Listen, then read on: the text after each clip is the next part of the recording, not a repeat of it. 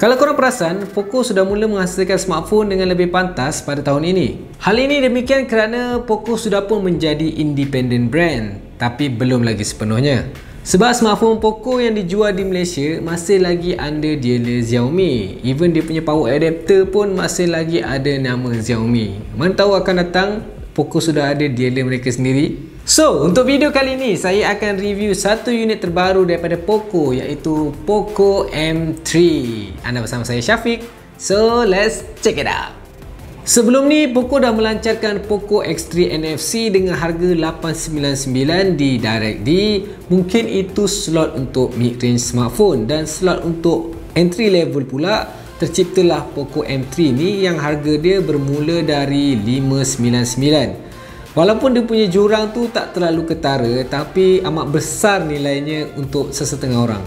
On paper, spesifikasi yang ditawarkan tu dengan harga yang dibagi, saya boleh kata agak worth it jugalah. Sebab susah nak dapat spek yang macam ni dengan harga yang macam ni. Perkara pertama yang membuatkan saya tertarik dengan Poco M3 ni ialah dia punya design. Pada bahagian kamera belakang, instead of kamera saja, ada juga box hitam yang cutting dia just nice je untuk menempatkan kamera dan juga logo Poco pada belah kanan. Even rekaan kamera untuk model yang sebelum ni pun nampak unik, menunjukkan yang Poco ni mengeluarkan design yang lain daripada yang lain. Which is good idea sebab banyak smartphone sekarang dengan rekaan dia yang lebih kurang je. Bukan itu saja, tekstur belakang dia ni pun nampak unik, membuatkan Poco M3 ni nampak lebih menarik. Ini memberikan lagi extra grip bila korang menggunakannya tanpa casing.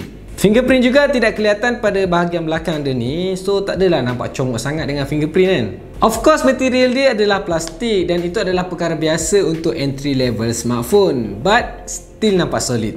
Warna yang Poco sediakan untuk Poco M3 ni pun agak menarik. Dia ada power black, dia ada cool blue dan juga Poco yellow. Poco yellow tu memang trademark Poco lah. Untuk bahagian hadapan, dia punya cutting selfie kamera dia menggunakan style water drop notch, dan dia punya bezel pun tak nampak sangat. Cuma adalah sikit pada bahagian bawah dia ni. Saya pun tak tahu kenapa Poco tak buat je full, mungkin ada extra cost kot.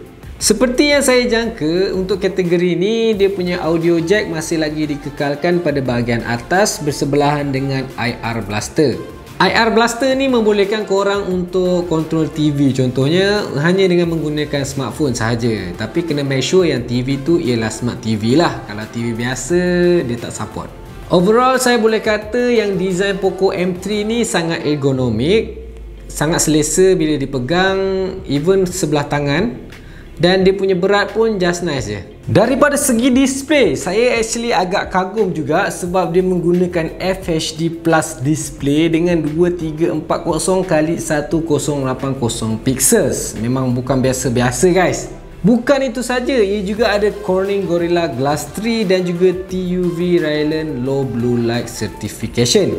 Walaupun dia menggunakan IPS LCD dengan 60Hz refresh rate, untuk entry level dengan display yang macam ni saya boleh kata agak awesome jugalah. Dan bila ia menggunakan LCD, sudah tentu ia tidak menggunakan in-display fingerprint. Jadi ia menggunakan side mounted fingerprint yang berkongsi button dengan power button. Kalau korang jalan-jalan kat luar, sometimes korang ada masalah nak tengok skrin kan. Korang kena tutup dengan sebelah tangan ataupun korang kena pergi ke tempat yang redup untuk tengok skrin. Tapi Poco M3 ni boleh menyelesaikan masalah tu kerana ia support sunlight mode. Sekarang ni macam tengah trend smartphone entry level dengan massive battery. Luckily Poco M3 ni pun follow the trend dengan kapasiti bateri sebesar 6000 mAh. Bak kata orang Korea, debak. Bateri dia boleh tahan dengan lebih lama. Kalau untuk normal daily usage tu saya rasa boleh tahan 2 hari kot. Dan kalau korang heavy user, selalu layan TikTok, selalu layan video, selalu main game, saya rasa itu pun tak ada masalah. Korang boleh layan benda tu semua sampai korang bosan. Bercakap pasal video, Poco ni punyalah pemurah. Dia sampai bagi dual speaker. Bukan saja dual speaker, tapi support high res audio lagi. Memang terbaik. Tapi, ada tapi dia. Walaupun kapasiti bateri Poco M3 ni besar, tapi dia hanya support 18 watt sahaja. Jadi makan masa sikit lah untuk cas daripada 0% ke 100%. But still okay lah bagi saya sebab dia menggunakan USB Type-C instead of micro USB.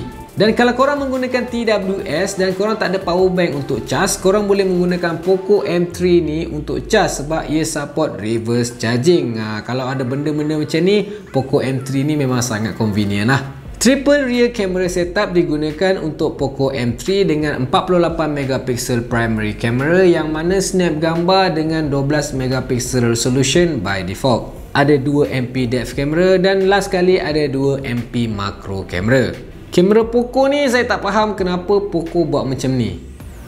Mana perginya lens ultra wide? Kenapa pilih macro instead of ultra wide? Saya rasa ultra wide lagi kerap guna kot berbanding macro bagi saya lah. Dan gambar-gambar yang dihasilkan bagi saya okey je untuk level-level yang macam ni. Tak boleh nak expect lebih-lebih sangat walaupun tagline dia more than you expect. Selfie kamera dia menggunakan 8MP dan hasil dia biasa je, tapi dia punya portrait tu boleh tahan cantik sebab ada efek bokeh kat situ. Kira okey lah kan daripada tak ada. If nak tahu lebih, nanti tengoklah video kamera review kami. Instead of Snapdragon 4 series, Poco M3 menggunakan Snapdragon 662 sebagai dia punya prosesor, digandingkan pula dengan 4GB RAM dan 64GB storage. Poco M3 ni memang one of the best entry level smartphone lah. Dan kalau korang nak lebih storage, korang boleh pilih 128GB, dan kalau 128GB tu pula terasa tak cukup, korang boleh tambah micro SD card pada Poco M3 ni sehingga 512GB. Dan kalau tak cukup juga, saya tak tahulah apa benda lain korang simpan kat dalam memori tu. The only downside of this phone is dia punya operating system iaitu MIUI 12 based on Android 10. Interface dia okey, cuma dia ada lag sikit lah bila korang buat something, dan saya tak rasa itu masalah hardware sebab hardware dia memang super kot. Dan saya harap Poco akan aware dengan masalah ni dan akan keluarkan update untuk fix this problem lah. Sebab mula-mula memanglah rasa okey, tapi dah lama-lama nanti confirm korang akan stres juga kan. Secara keseluruhan, on paper Poco M3 ni memang gempak habis lah untuk level dia ni. Tapi ada certain thing yang Poco patut lebih utamakan, especially dari segi software dia. Yelah, sebab sekarang semua benda orang nak cepat, so kalau ada lag tu memang tak syok lah. Dan kalau korang rasa curious dan ingin mencubanya sendiri, korang boleh mendapatkannya di mana-mana cawangan DirectD yang berdekatan, ataupun lebih mudah korang layari je www.directd.com.my. Thumbs up kalau korang suka dengan video kali ni. Jangan lupa like, komen dan share, dan subscribe kali channel DirectD Media, dan tekan butang loceng kat sebelah dia tu untuk ketahui update yang terbaru. Itu saja daripada saya. Stay safe and see you in the next video. Adios.